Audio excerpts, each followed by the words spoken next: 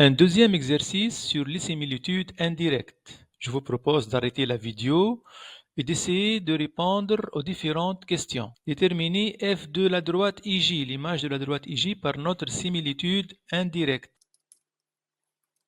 Notre similitude envoie le A vers A, le I vers K et le L vers L'. Il veut f de IJ. Donc l'image d'une droite, je cherche l'image de deux points sur cette droite. Est-ce que je connais l'image de I? Oui, je connais, c'est K. Et l'image de J? Il ne m'a pas donné l'image de J. Peut-être le J est le milieu de deux de ces points. Son image sera milieu des images. Non, ce n'est pas le cas. Donc, examinons la droite IJ. Elle passe aussi par A. Donc, cette droite IJ, c'est en fait la droite AI. Je connais l'image de chacun de ces deux points. Donc, l'image de A, c'est A. L'image de I, c'est K, c'est la droite AK. Maintenant, l'image de la droite AK. Alors, je vais la chercher de deux façons. La première façon, c'est je vais appliquer F ici. F de AK sera F de IJ, c'est-à-dire F rend F de IJ. Mais lorsque vous avez une similitude indirecte de rapport différent de 1, et en utilisant la forme réduite, on obtient que F rend F, c'est l'homothétie de centre, même centre que F, et de rapport le carré du rapport de F. Donc ceci, c'est H A K carré de IJ. Cette droite passe par le centre de l'homothétie, son image c'est elle-même, elle est globalement invariante. Car, deuxième façon, pour f de AK, alors, une similitude indirecte de rapport différent de 1 admet une forme réduite qui est H rend S delta, avec H ayant pour centre même centre que F, ayant pour rapport même rapport que F, et S delta, c'est quoi S delta? Et c'est quoi ce delta-là? C'est l'axe de la similitude indirecte. Comment le déterminer? Puisque vous connaissez le centre et vous connaissez l'image d'un point, l'axe porte la bissectrice intérieure de AI à K. AI à K, c'est ça l'axe. Je mets ces deux marques pour indiquer que c'est la bissectrice intérieure de AI à K, ou bien si vous voulez I à K avec chapeau sur le A. Alors S delta de AK, c'est quoi le symétrique de la droite AK par rapport à cette droite delta? Puisque cette droite c'est la bissectrice de ce secteur, le symétrique de la droite AK c'est la droite AJ, ou bien AI, ou bien IJ, ce que vous voulez. Alors maintenant, une autre fois, j'ai l'image d'une droite par une homothétie, et cette droite passe par le centre, son image c'est elle-même. Montrer que L' appartient à AI, l'image de L appartient à AI. Alors, c'est simple, puisque le L appartient à la droite AK, son image sera sur F de AK, et on a montré que F de AK, c'est la droite IJ, c'est simple. L appartient à AK, j'applique F ici. L' appartient à F de AK qu'on a cherché, c'est IJ. Mais lui, il me dit appartient à AI. C'est la même droite, IJ, c'est AI. Question suivante, donc montrer cette congruence. KA KL', que je ne sais pas où il est, c'est congru à KL, KJ. KL, KJ. Alors pourquoi ceci? Alors je pars de cette mesure KA, KL'. On sait qu'une similitude indirecte oppose les mesures des angles orientés. Donc je mets moins. Moins quoi? Alors maintenant je respecte l'ordre. Ici j'ai KA, je prends les antécédents. IA. KL', je prends les antécédents. IL. Alors, moins une mesure de UV, c'est une mesure de VU. Ça devient IL, IA. Car moins une mesure de UV, c'est égal à une mesure de VU plus 2kπ. Alors maintenant, qu'est-ce que je vais faire? Moi, je m'attends à utiliser la cocyclicité, donc à utiliser des angles orientés faisant intervenir les points sur le cercle. Ce IA avec un point extérieur au cercle, ça me gêne. Donc, je vais remplacer le vecteur IA par le vecteur IJ. C'est un vecteur qui lui est collinéaire. Il n'y a aucun problème, sauf que vous remplacez le 2π par π. Donc le IL va rester, le IA va devenir IJ. Je répète, qu'est-ce que j'ai fait? J'ai remplacé un vecteur par un vecteur qui lui est collinéaire et le 2π devient π.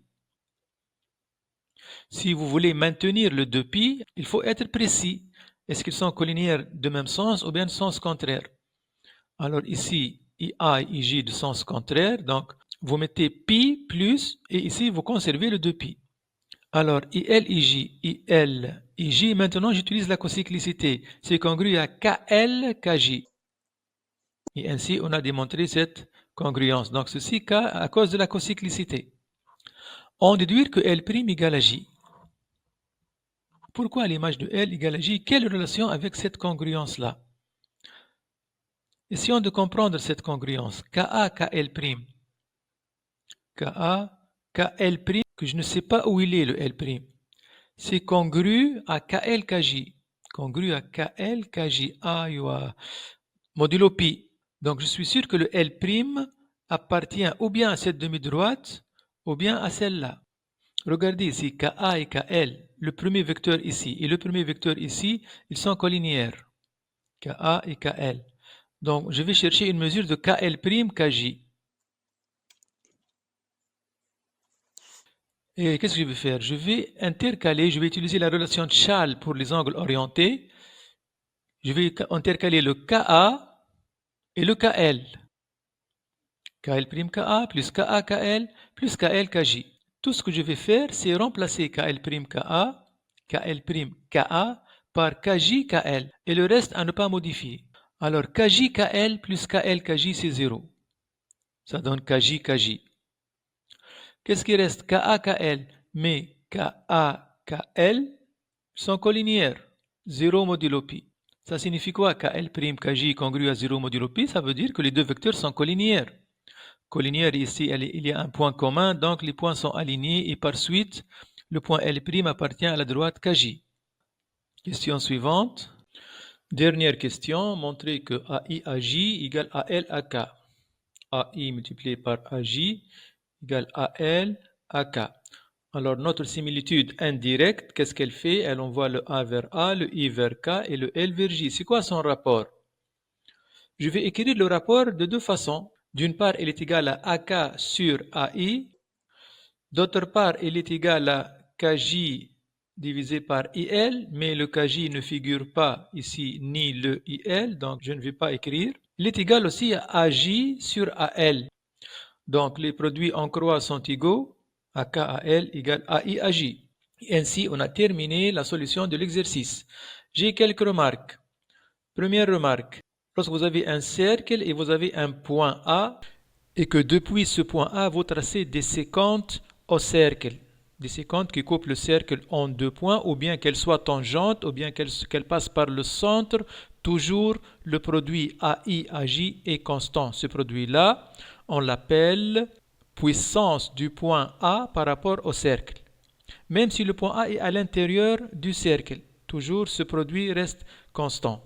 La deuxième remarque, c'est qu'il n'était pas nécessaire d'utiliser un outil puissant comme les similitudes indirectes pour établir ou pour montrer cette égalité. Il suffisait d'utiliser les triangles semblables. Mais, malgré ça, cet exercice est riche. Il nous a permis de bien maîtriser et de consolider les propriétés concernant les similitudes indirectes. Comment on peut montrer cette égalité avec les triangles semblables? Sur cette figure, le triangle AIK est semblable au triangle ALJ. Ce triangle rouge, il est semblable au triangle vert. Alors pourquoi? Ils ont ici un angle commun. Et cet angle, il est inscrit dans le cercle et intercepte cet arc. Et cet angle inscrit, il intercepte le même arc. Ils sont égaux. Et donc, les deux triangles sont semblables. Donc j'écris le premier triangle AIK. Le deuxième, je l'écris en respectant l'ordre et l'homologue de chaque point. Alors, le A, son homologue, c'est lui-même. L'homologue de K, c'est J. Ces deux triangles sont semblables.